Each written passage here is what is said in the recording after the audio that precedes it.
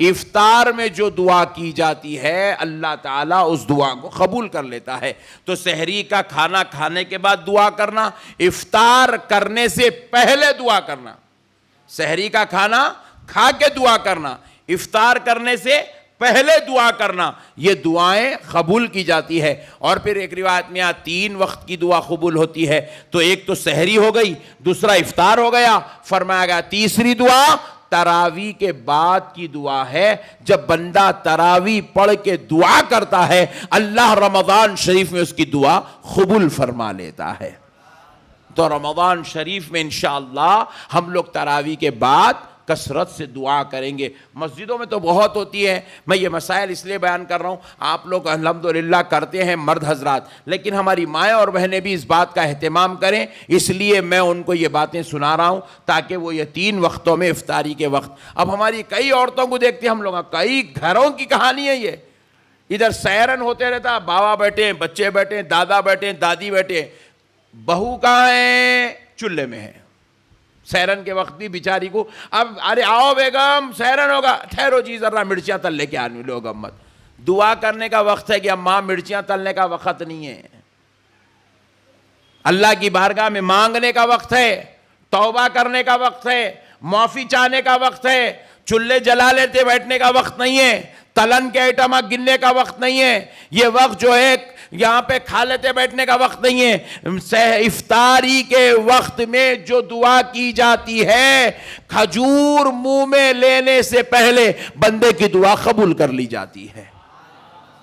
اسی لیے میری ماں اور بہنوں سے درخواست ہے یہ وقتوں کو دعا کریں.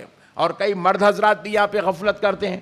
کئی مردوں کو میں دیکھا دن بھر خالص ہوتے پڑے رہتے، عصر کی نماز پڑھ کے افطاری کو اب آدھا گھنٹہ ہے بولے تو بائک لے کے نکلتا ہے. کہاں جا رہے بابا؟ افطاری لانے جا رہا ہوں. ارے بابا یہ افطاری لانے کا وقت نہیں ہے رے بھائی، یہ ذکر کرنے کا وقت ہے، یہ اللہ کو یاد کرنے کا وقت ہے، یہ توبہ کرنے کا وقت ہے، یہ معافی مانگنے کا وقت ہے. افطاری سے پہلے بائک لے کے جاتے، 5 منٹ پہلے 10 منٹ پہلے افطاری لاتے، لا کے دیتے، بیگم کاٹو، لیو گمت، اب کاٹ لیتے بیٹھو. انہوں نے کاٹے تک مؤذن صاحب سیرن بجا دیتے مسجد میں.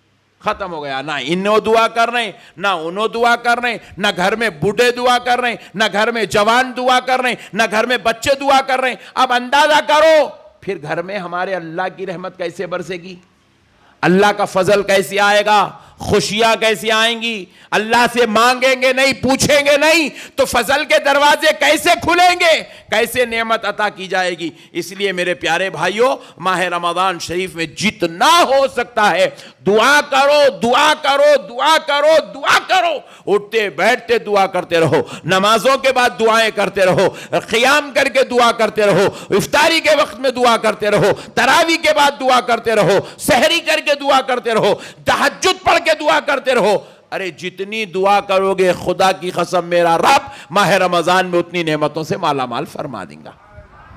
اللہ مالا مال کر دیں گا نعمتوں سے، فضل فرما دیں گا پروردگار. بیٹے ذرا ان کو خاموش بٹھا لو. اللہ تبارک و تعالیٰ کو سب سے زیادہ کون سا بندہ پسند ہے؟ بولو. مانگنے والا. مانگنے والا بولے تو بازو والوں سے نہیں، پڑوسیوں سے نہیں، رشتہ داروں سے نہیں، اللہ سے مانگنے والا. اللہ سے مانگنے والا بندہ اللہ کو پسند ہے. کون پسند ہے اللہ کو؟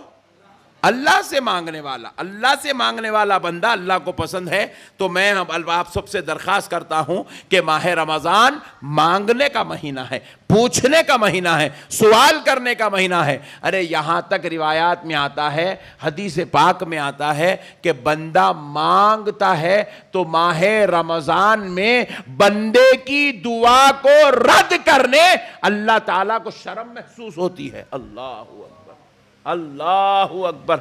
اللہ شرم محسوس کرتا ہے ماہ رمضان میں بندے کی دعا کو رد کرنے میں. اتنی بڑی نعمت ہے ماہ رمضان میں، اتنی بڑی نعمت ہے ماہ رمضان میں. اللہ تعالیٰ بندوں کو عطا کرتا ہے، پوچھنے والوں کو دیتا ہے. اللہ تعالیٰ مہربانی کے دروازے کھول دیتا ہے.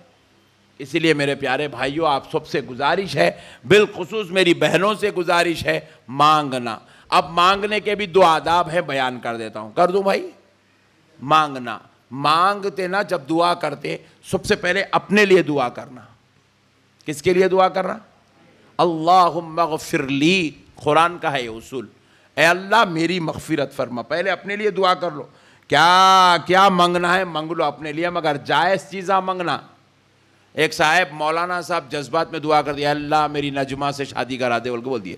دعا کرتے وہ روزانہ نفل نمازوں میں کر لیتے تھے، زٹ بول کے فرض نماز میں بھی نکل گیا ٹینشن میں. ایسا نہیں کرنا، جائز چیزوں کی دعا کرنا، ناجائز چیزوں کی دعا نہیں کرنا. اللہ تبارک و تعالیٰ ناجائز چیزوں کی دعا کرنے والوں پر اپنی رحمت بند کر دیتا ہے، اپنی رحمت ہٹا لیتا ہے.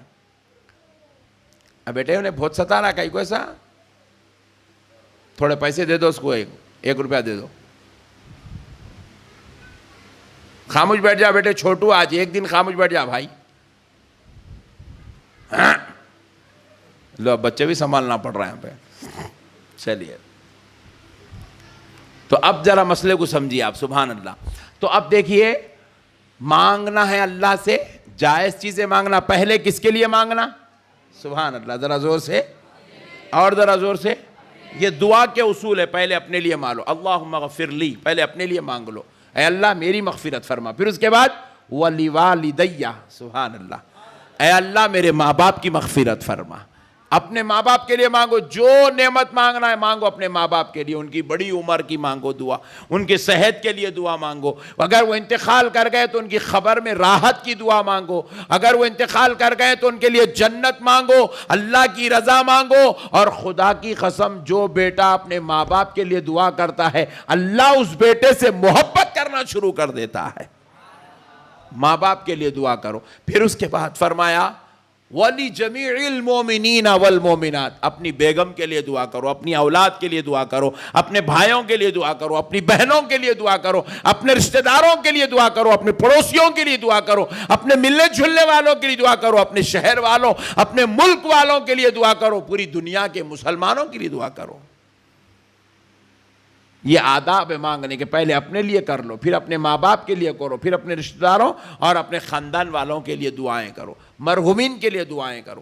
اللہ تبارک و تعالیٰ اپنے بندوں کو تعلیم دیا کہ دعائیں کرو. دعا کرنے والوں کو اللہ پسند کرتا ہے. اسی لیے تو ذرا غور کیجئے گا، کھانا کھاتے ہیں، کھانے سے پہلے دعا، کھانا کھا لیے، کھانے کے بعد دعا، پانی پیتے ہیں، پانی پینے سے پہلے دعا، پانی پی لیے، پانی پینے کے بعد دعا، بیت الخلا جا رہے ہیں، جانے سے پہلے دعا، بیت الخلا سے واپس آئے، آنے کے بعد دعا، دسترخوان پہ بیٹھے ہیں دعا، بستر پہ جا رہے ہیں دعا، بستر سے اٹھ رہے ہیں دعا، سفر شروع کر رہے ہیں دعا، منزل پہ پہنچ رہے ہیں دعا، پھر وہاں سے واپس آ رہے ہیں دعا، آپس میں دو مسلمان ایک دوسرے سے ملاقات کر رہے ہیں، السلام علیکم، کیا ہے؟ دعا.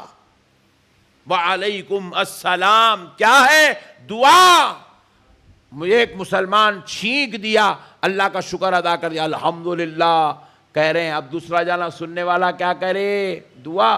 یرحمک اللہ، دعا کرے اللہ تجھ پر رحم فرمائے. پھر کہا اب انہیں تو دعا کر دیا، پھر انہیں بدلے میں کیا کرنا؟ انہیں پھر اس کو دعا دینا، یہدیکم اللہ، اللہ تم کو ہدایت عطا فرمائے. ہمارے پاس دعا دعا دعا دعا دعا. اللہ دعا کرنے والوں کو پسند کرتا ہے.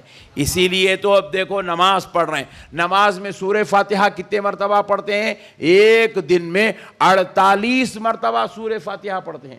ایک دن میں فجر سے لے کے عشاء تک 48 مرتبہ سورہ فاتحہ پڑھتے ہیں. اور 48 مرتبہ سورہ فاتحہ کے ذریعے سے بندہ کیا کر رہا ہے؟ نماز میں کھڑے ہو کے اللہ سے دعا کر رہا ہے.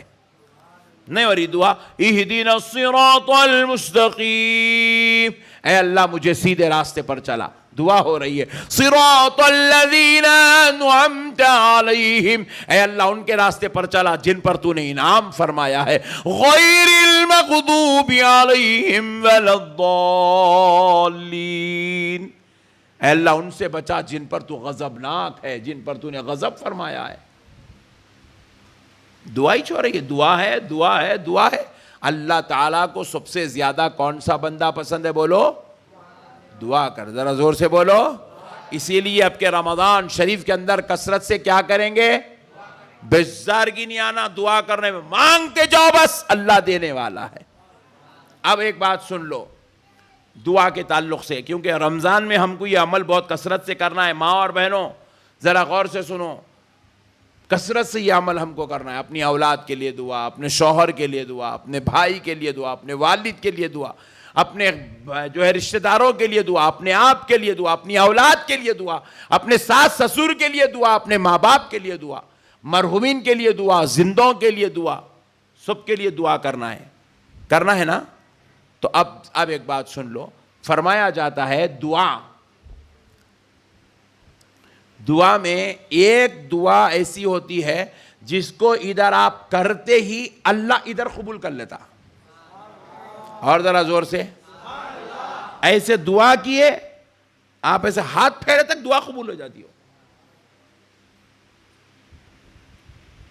یہ ایک ہو گئی دعا کی قبولیت. فرماتے ہیں دوسرا طریقہ کیا ہے دعا کے قبول ہونے کا؟ دوسرا طریقہ یہ ہے کہ آج دعا کرتے جا رہے ہیں، کل بھی کرے، پرسوں بھی کرے، ترسوں بھی کرے، 10 دن ہو گئے، 15 دن ہو گئے، 1 مہینہ ہو گیا، ظاہری طور پہ دیکھ رہے ہیں دعا قبول نہیں ہو رہی.